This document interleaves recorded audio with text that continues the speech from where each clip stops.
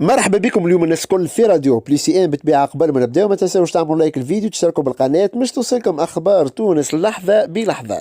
على اثر قرار اصدار بطاقه ايداع بالسجن في حق نائب رئيس حركه النهضه علي لريض في قضيه شبكه التسفير، اعتبرت حركه النهضه في بيان ان استهداف العريض هو محاوله يائسه ومفضوحه من سلطه الانقلاب للتغطيه على فشل الانتخابات التشريعيه. باش نقرا لكم حاليا بيان حركه النهضه كامل، مش طويل اما خليكم معاي باش تفهموا الحكايه وما فيها.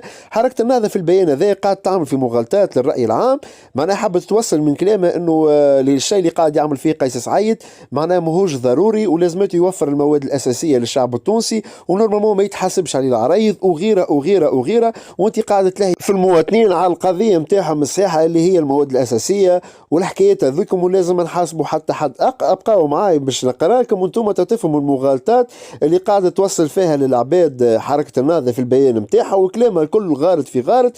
وش معناها وعلي العريض المحاكمة نتاعو هذه اللي صارت معناها قانونية، والشيء اللي صار لازمته يتحاسب عليه خاطر متورط في شبكة تسفير الشباب إلى بؤرة التوتر، ونورمالمون إعدام. اي نعم إعدام، مش كلام برا. نورمالمون حركة النهضة ما تخرجش وتعطي بيان خاطر السيد متهم ولازمته يتحكم في أقرب وقت.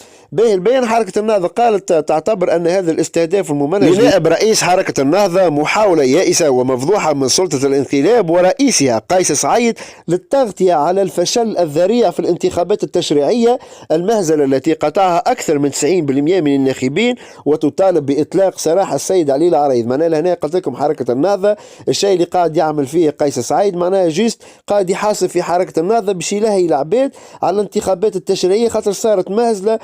معناها بالرسمي حطت البيان اللي صرحت به حركة النهضة مهزلة أكثر من كل شيء. بين نكمل لكم البيان بتاع حركة النهضة. قالت تؤكد أن قيادات حركة النهضة لا علاقة لهم أصلا بملف التسفير، وأن الزج بهم في مثل هذه القضايا وغيرها بملفات خاوية وتهم ملفقة يراد من خلالها الضغط على السياسيين الرافضين للانقلاب وهرسلتهم. نكمل نقرأ لكم البيان والمهزلة اللي باش تسمعوها تو كيفاش يقلبوا في الحديث ويركبوا فيه فوق بعضه.